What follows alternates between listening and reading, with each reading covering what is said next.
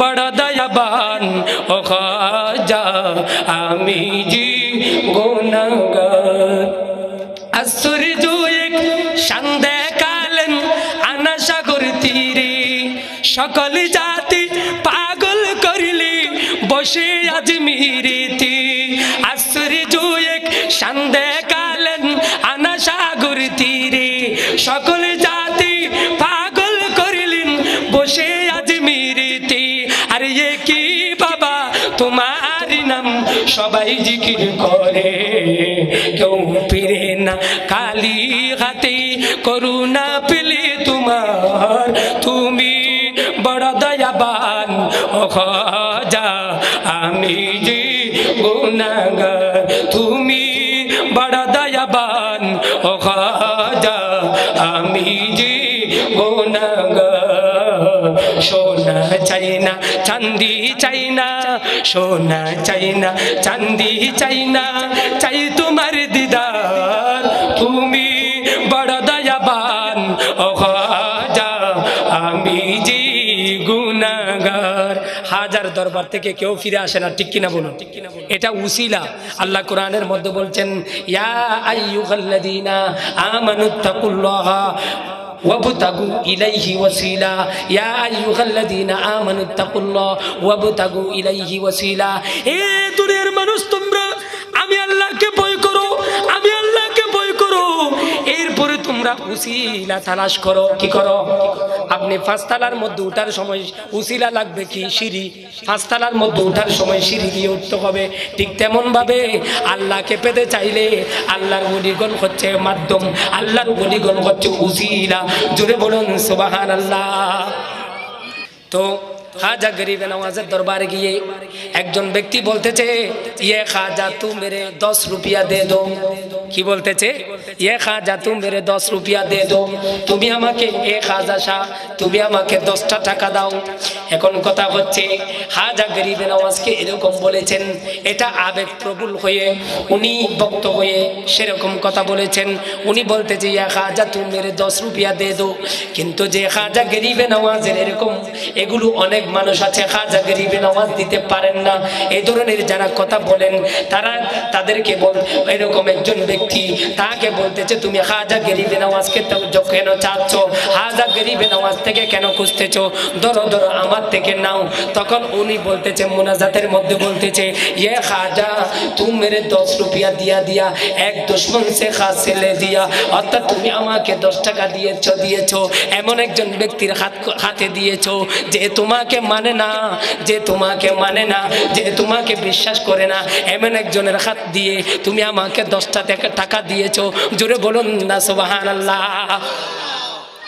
এরকম কথা যখন বলেছেন তখন সাথে সাথে আমার খাজা গরিবে নওয়াজের দরবারে আমি বলবো আমার খাজা গরিবে নওয়াজকে এটা তো হুজুর গৌসে পাক দান করেছেন, ওনার নিজস্ব ক্ষমতা নয়, এটা আল্লাহ প্রদত্ত ক্ষমতা, আল্লাহ দিয়েছেন, নবীর মাধ্যমে এসেছে, হুজুর গৌসে পাকের মাধ্যমে ওনার ক্ষমতা সেটা পেয়েছেন। শুধু ওনার নিজস্ব ক্ষমতা বললে সেটা শিরিক হবে, কিন্তু ওনার নিজস্ব ক্ষমতা বলতেছি না, এটা আল্লাহ তাকে দান করেছেন। আল্লাহ যদি দান করে আমাদের কিছু বলার নাই, ঠিক কিনা বলুন? আপনার কাছে একজন ব্যক্তি এসেছে 1 লাখ টাকা দেওয়ার জন্য, একজন মালিকের কাছে গেলেন, পয়সাওয়ালার কাছে গেলেন, বলতেছে বাবা আমার মেয়ে বিবাহ দিতে হবে, আমাকে 1 লাখ টাকা দাও। তখন 1 লাখ টাকা যখন চেয়েছেন ওনার ম্যানেজারকে বলতেছে তুমি 1 লক্ষ টাকা আমার অ্যাকাউন্ট থেকে ওকে দিয়ে দেবে। তখন ওকে 1 লক্ষ টাকা দিয়ে দিলেন, দিয়ে দেওয়া যখন দিচ্ছেন উনি বলতেছে অবুক 1 লক্ষ টাকা ওকে দিয়ে দিচ্ছে যে, এরকম বলতেছে। এখন বলবো এটা তো দান করেছে আল্লাহ পাক, দান করেছেন কাকে? আমার খাজা গরিবে নওয়াজকে দান করেছে।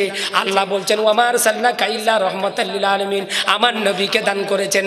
আবার আমার নবী থেকে ট্রান্সফার হয়েছে ওয়া কুল্লু ওয়ালিন আলা কাদিমি ওয়া ইন্নী আলা কাদিমিন নবী বদরিল কামালি। এই কামালিয়ত যেটা পেয়েছেন আমার হুজুর গৌসে পাক, এটা তো গিয়ার কারণে পেয়েছেন, আমার নবীর কারণে গৌসে পাক পেয়েছেন। আবার গৌসে পাক বলতেছেন আমার পরে যে আগে স্থান দান করেছি উনি হচ্ছেন আমার খাজা গরিবে নওয়াজ। জোরে বলুন সুবহানাল্লাহ। সুবহানাল্লাহ। তাহলে বোঝা গেল ক্ষমতা কার? আল্লাহর। বলে না ক্ষমতা কার? এখানে কোনো শিরিক বলার কোনো ক্ষমতা নাই। এখন বলবো উনি যে চেয়েছিলেন, কিভাবে চেয়েছিলেন?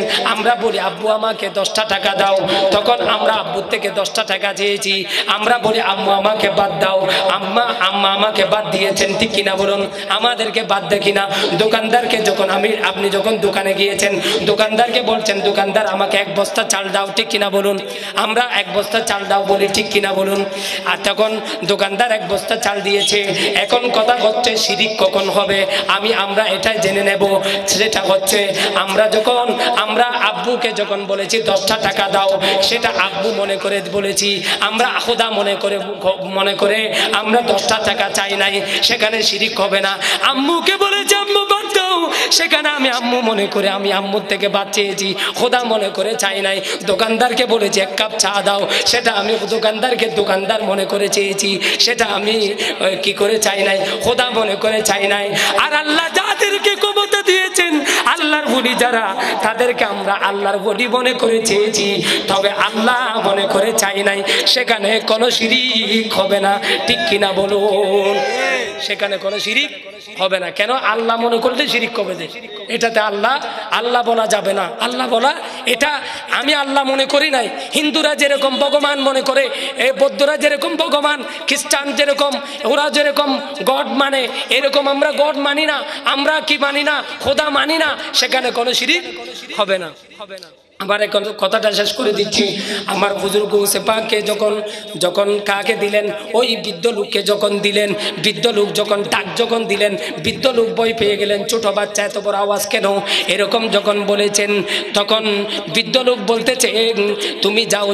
বৃদ্ধ লোককে বলতেছে তুমি চলে যাও, আমি তোমার বাসায় চলে যাব না, আমার কথার মধ্যে চলে এসেছি আমি। আপনারা মনোযোগ সহকারে খেয়াল করুন। আমার হুজুর গৌসে পাক বৃদ্ধ লোককে বলতেছে তোমার ঘরের মধ্যে আমি যাব না। কেন যাবে না? তখন বলতেছে না তোমার ঘরের মধ্যে আমি যাব না, যাব যে শর্ত আছে। এক শর্ত, কতগুলো শর্ত রয়েছে, তার মধ্যে শর্ত হচ্ছে আমি নিজামিয়া মাদ্রাসার মধ্যে লেখাপড়া করি, নিজামিয়া মাদ্রাসার মধ্যে যাওয়ার আগে আমাকে বাতগুলো রেডি করে দিতে হবে, এবং আমি মাদ্রাসার মধ্যে যাওয়ার আগে আমাকে সমস্ত কিছু আমার টেবিলের মধ্যে রাখতে হবে, এবং আমার ঘরের দরজা আমাকে আলাদা রুম দিতে হবে। এমন টাইমে এমন কতগুলো সময় হবে যে সময়ের মধ্যে আমার ঘরের দরজা 40 দিন পর্যন্ত বন্ধ থাকবে। জোরে বলুন সুবহানাল্লাহ। কয়দিন? 40 দিন পর্যন্ত বন্ধ থাকবে। বৃদ্ধ লোক সেটা বলতেছে, এত বড় ছোট্ট একটা বাচ্চা এরকম কথা বলে কেন? উনি এরকম ঠেরা কেন? এরকম বলতেছে, বলতেছে উনি চলে যাচ্ছে, না হলে আমি যাব না, এরকম বলে বৃদ্ধ লোক উনি যখন চলে যাচ্ছেন, আবার মনে মনে চিন্তা করতেছেন না আমার হুজুর এটা মহিউদ্দিন এটা কি কথা বলেছে? 40 দিন পর্যন্ত যদি ঘরের দরজা যদি বন্ধ থাকে, তাহলে সে ভাত খাবে কোত্থেকে? সে পায়খানা প্রস্রাব করবে কোথায়? আগের যুগের মধ্যে এখন যেরকম ঘরের মধ্যে বাথরুম রয়েছে, পায়খানা করার যেরকম ব্যবস্থা রয়েছে, ও এরকম ব্যবস্থা আগের যুগের মধ্যে ছিল না, ঘরের ভিতর ছিল না। তাহলে উনি বলতেছে ঘরের মধ্যে যদি 40 দিন দরজা বন্ধ থাকে, ও খাবে কিভাবে? পায়খানা প্রস্রাব কিভাবে করবে? এরকম যখন বলতেছেন, তখন আবার হুজুর গৌসে পাককে আবার এসে বলতেছে এই মহিউদ্দিন শুনো, আমি তো তোমার একটা কথা বুঝতে পারি নাই।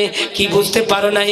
তুমি যে বলেছো 40 দিন পর্যন্ত ঘরের দরজা বন্ধ থাকবে, তাহলে ঘরের দরজা যদি 40 দিন পর্যন্ত বন্ধ থাকে, তুমি খাবে কোত্থেকে? পায়খানা প্রস্রাব কোথায় করবে? এরকম যখন জিজ্ঞেস করতেছে, তখন বলতেছে এই বৃদ্ধ লোক শুনো, তুমি আমার বগলের নিচে একটু মাথাটা ঝুঁকিয়ে দাও।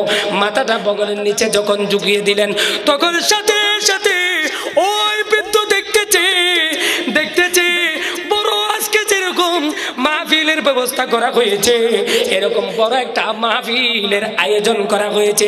জোরে বলুন না সুবহানাল্লাহ। এই মাহফিলের মধ্যে যিনি সভাপতির আসন অলঙ্কৃত করেছি।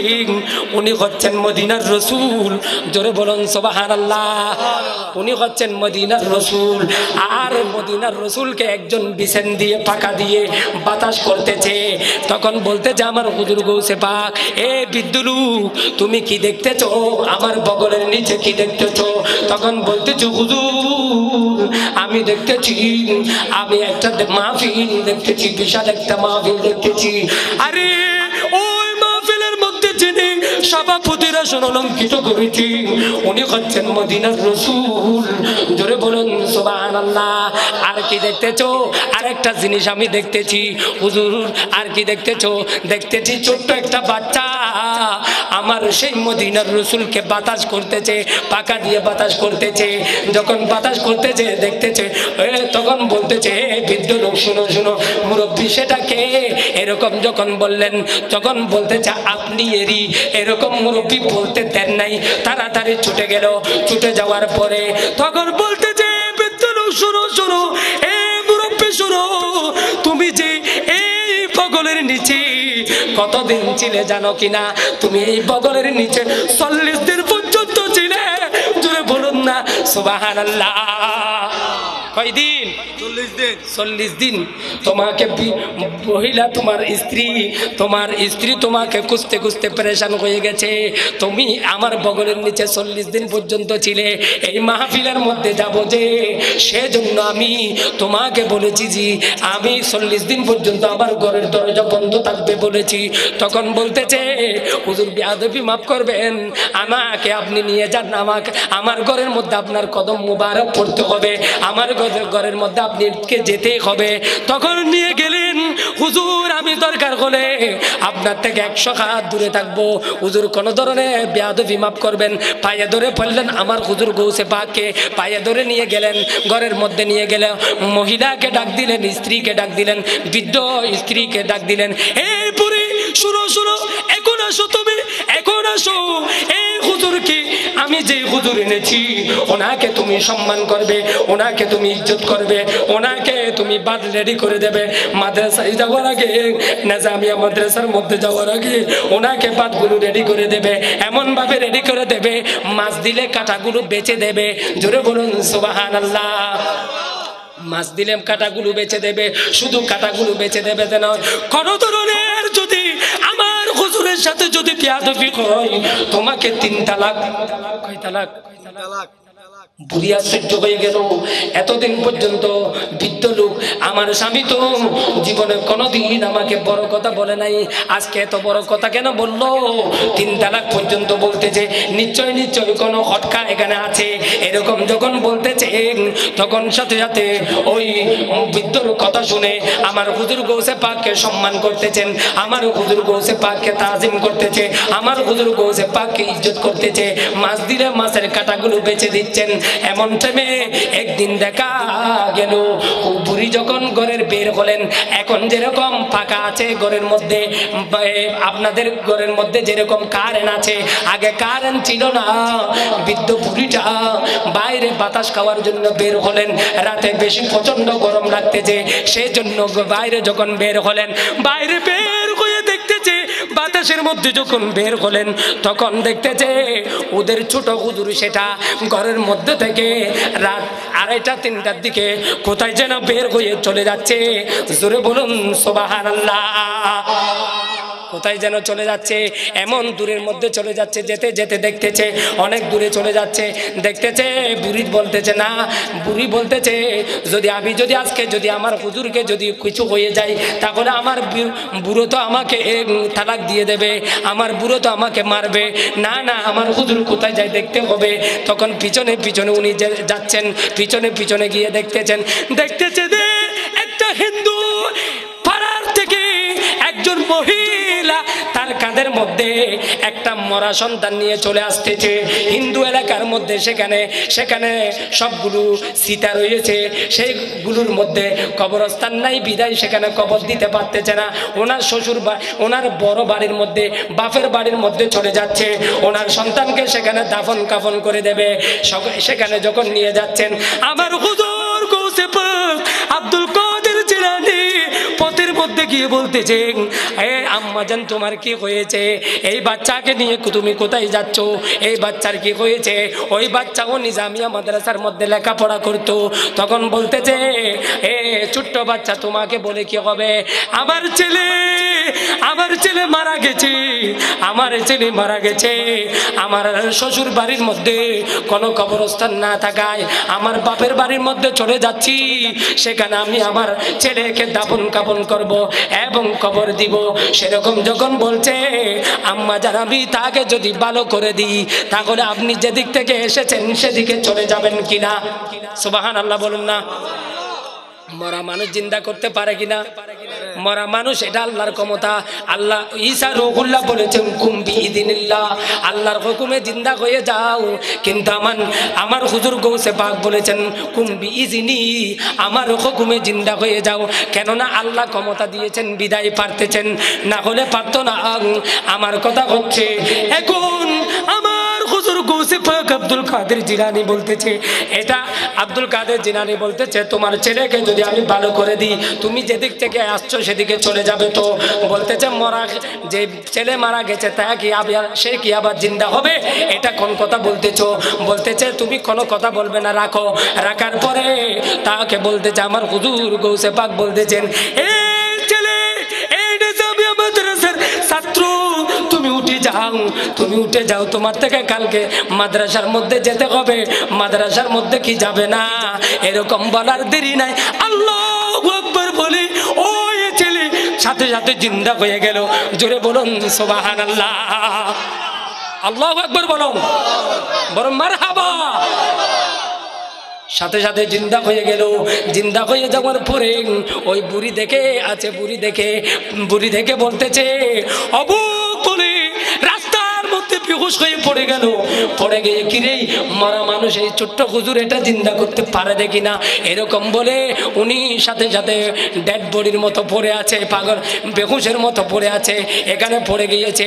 পড়ে যাওয়ার পরে আমার হুজুর গৌসে পাক যখন ঘরের মধ্যে যখন চলে গেলেন, চলে যাওয়ার পরে বৃদ্ধ লোক বুড়িকে খুঁজতেছে, দেখতেছে ঘরের মধ্যে নাই। দেখতে দেখতে খুঁজতে দেখতেছে রাস্তার মধ্যে পড়ে আছে। তখন সাথে সাথে ওই বুড়োটা, ওই বৃদ্ধ লোকটা বলতেছে, হুজুর আমার স্ত্রী আমার বুড়ি তো রাস্তার মধ্যে পড়ে আছে, ভূতে ধরেছে নাকি জিনে ধরেছে ও জানি না। হুজুর আপনি একটু যদি দেখতেন আমার বুড়ির থেকে কি হয়েছে, আপনি যদি একটু দেখতেন। এরকম যখন বলতেছেন আমার হুজুর গৌসে পাক যখন ফু দিয়ে দিলেন তখন সাথে সাথে অবুক বলে উঠে গেল। কি বলে উঠলো? অবুক বলে উঠলো। আবার অবুক বলে পড়ে গেল, আবার অবুক বলে পড়লো। আবার যখন ফু দিলেন আবার অবুক বলে উঠলো, অবুক বলে পড়ে গেল। এরকম তিনবার পড়তেছে। আমার হুজুর গৌসে পাক বলতেছে, এই বুড়ো শুনো শুনো, তোমার বুড়ির ব্যায়াম হয়েছে অবুক। কি হয়েছে? অবুক ব্যায়াম হয়েছে। এরকম যখন বলতেছে হুজুর আপনি একটু দেখুন না, তখন বলতেছে সাথে সাথে আবার ফু দেওয়ার দের নাই। বুড়ির সাথে সাথে উঠে হুজুরকে পায়ের মধ্যে ধরে ফেললেন, হুজুর আমাকে আপনি মাফ করবেন, আমাকে আপনি মাফ করবেন। হুজুর যে আপনাকে এক গ্লাস কখনো পানি দেয় নাই, যে এক গ্লাস কখনো আপনাকে পানি খাওয়ায় নাই, যে কখনো আপনাকে ভাত খাওয়ায় নাই, তাকে আপনি তার একটা মরা সন্তান আপনি জিন্দা করে দিয়েছেন। হুজুর আমার ঘরের মধ্যে কোনো সন্তান নাই, আপনি চাইলে কি আমার ঘরের মধ্যে একটা সন্তান দিতে পারেন না? এরকম বলে যখন জড়িয়ে ধরেছেন তখন বুড়া বুঝতে পারলো বুড়ি আজকে চিনে ফেলেছে, ওই হুজুরকে চিনে ফেলেছে। বুড়াও ধরে ফেললেন। ধরে ফেলার পরে হুজুর আমাদের ঘরের মধ্যে একটা সন্তান হয় মতো দোয়া করে দাও। জোরে বলুন সুবহানাল্লাহ। সন্তান হয় মতো কি করে দেয়? দোয়া করে দাও। যখন দোয়া করে তখন দেখতেছে আমার হুজুর গৌসে পাক চোখ বন্ধ করলেন। চোখ বন্ধ করে আরশা আজিম পর্যন্ত দেখতেছেন বুড়ির নসল দিয়ে বুড়োর নসল দিয়ে কোনো সন্তান আছে কিনা। এরকম যখন দেখতেছে নসল দিয়ে কোনো সন্তান নাই। যখন সন্তান নাই তখন বলতেছে, হে বুড়ো শুনো শুনো, তোমার নসল দিয়ে তো কোনো সন্তান নাই। কিন্তু নয় হুজুর, বুড়োর ধরা শক্ত। বুড়ো কিভাবে ধরলেন? বুড়ো ধরতে বলতেছে, হুজুর যেখান থেকে নাই সেখান থেকে আপনি চাইলে কি দিতে পারেন না? নাই দিত আমি জানি, তো নাই দিত জানি, আপনি নাই যে এখান থেকে কি দিতে পারেন না? শক্ত করে ধরলেন, শক্ত করে ধরলেন। বুড়োর ধরা যখন শক্ত হলো, তখন আমার হুজুর গৌসে পাক তখন বলতেছে, হে বুড়ো শুনো শুনো, আমার পিঠের সাথে পিল লাগিয়ে দাও। পিঠের সাথে যখন পিল লাগিয়ে দিলেন, সাথে সাথে আমার হুজুর গৌসে পাক বলতেছেন, হে বুড়ো শুনো, আমার নসল থেকে, আমার সন্তান থেকে তোমাকে একটা সন্তান ট্রান্সফার করে দিলাম। জোরে বলুন সুবহানাল্লাহ। এই সন্তানের নাম অমুক রাখবে। এখন ওই সন্তান যখন ওই সন্তান তার নসলের মধ্যে দিয়ে বের হয়ে গেল, নসল দিয়ে আসলো এবং ওই নামে রাখলো। নাম রাখার পরে ওইটা হচ্ছে আমার হুজুর গৌসে পাকের বংশধর ছিল। জোরে বলুন সুবহানাল্লাহ, সুবহানাল্লাহ বলুন। তো এগুলো বললে শেষ হবে না, আমি আর দীর্ঘায়িত করব না। আমার হুজুর গৌসে পাক কেমন আল্লাহর ওলি ছিলেন, এগুলো একমাত্র এত বড় ওলি হয়েছেন যে উনি মাকে খেদমত করতেন। এক তো মাকে খেদমত করতেন, কার? মার খেদমত করেছিলেন। দ্বিতীয়ত হচ্ছে ওনার আম্মাজান আব্বাজান পর্দাশীল ছিলেন। আম্মাজান পর্দাশীল ছিলেন, ওনার আব্বা হক এমন ভাবে চিনতেন, ওনার আব্বা আল্লাহর ওলি ছিল। পৃথিবীর জমিনের কোন মানুষ যদি, কোন মা বোনেরা যদি গৌসে পাকের আম্মা জানের মতো যদি পর্দাশীল হয়, তাহলে এখনো পর্যন্ত আল্লাহর ওলি মায়ের ওই গর্ভ নিয়ে মাই আল্লাহর ওলি বের হবে। জোরে বলুন সুবহানাল্লাহ। আল্লাহর ওলি এখনো পর্যন্ত বের হবে, কিন্তু মাকে নামাজি হতে হবে, মাকে কোরআন তেলাওয়াতকারী হতে হবে, মাকে পর্দাশীল হতে হবে এবং বাবাকে হালাল হারাম খেয়ে বেঁচে খেতে হবে, বাবাকে এমন হক চিনতে হবে। বাবা দুইজনে যদি এরকম সচেতন হয়, এখনো পর্যন্ত আমার হুজুর গৌসে পাকের মতো আল্লাহর ওলি বের হবে। সুবহানাল্লাহ। আল্লাহ পাক আমাদের এই মাহফিলকে কবুল করুক। আপনাদেরকে যদি আমি কোনো ধরনের কষ্ট দিয়ে থাকি, আপনারা আমাদেরকে ক্ষমা করে দেবেন। এবং বিশেষ করে আজকে যারা এসেছেন, আমার হুজুর উনিও একটা মাদ্রাসার শিক্ষক, উনি অনেক ছাত্রদেরকে পড়ান। উনি আপনাদেরকে তকরির ইনশাআল্লাহ বরজুস তকরির করে শোনাবেন, বলিষ্ঠ কণ্ঠস্বর। উনি আপনাদের মন ঠান্ডা করে দেবেন। আপনারা ধৈর্য সহকারে বসবেন। আপনারা যারা এখন দাঁড়িয়ে আছেন, আপনাদেরকে বসে থাকার জন্য অনুরোধ করতেছি, এখানে বসে যান, এগুলো খালি জায়গাগুলো ফিল আপ করে দেন। ওয়া আখিরু দাওয়ানা আনিল হামদুলিল্লাহি রাব্বিল আলামিন। আসসালামু আলাইকুম ওয়া রাহমাতুল্লাহি তাআলা ওয়া বারাকাতুহু।